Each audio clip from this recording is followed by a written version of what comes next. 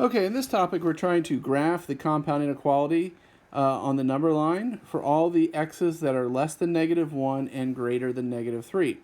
So what we're trying to do is we're trying to find all the numbers on this number line that are both smaller than -1 and greater than -3.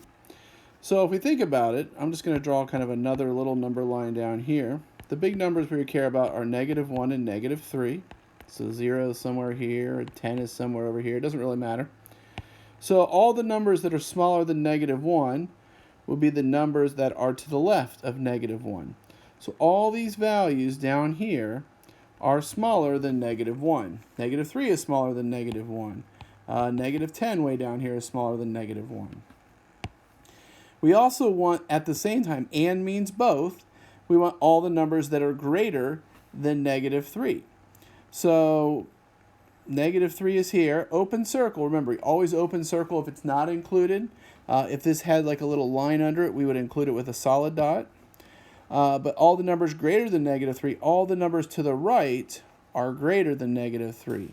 -1 is bigger than -3. 10 is bigger than -3, all those. So you see here, there is this region from -3 to -1 where both of these are shaded in. Both of these are true. So this is what we're looking for. In an and, you're looking for where both things are true. So I'd put an open circle here and an open circle here. And the open circle, you just click this thing on Alex to get it to work. And then I would click my little bar feature here, and I would click the region in between it. So that little region are all the numbers that are both smaller than -1 and greater than -3.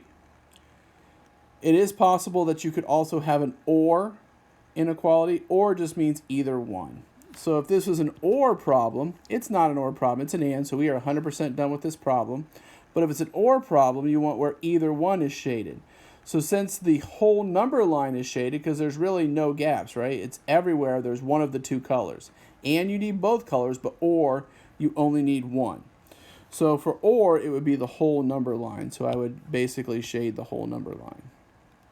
And you might come up with some of those in this topic. They might all be and. But just a forewarning, that is a possibility.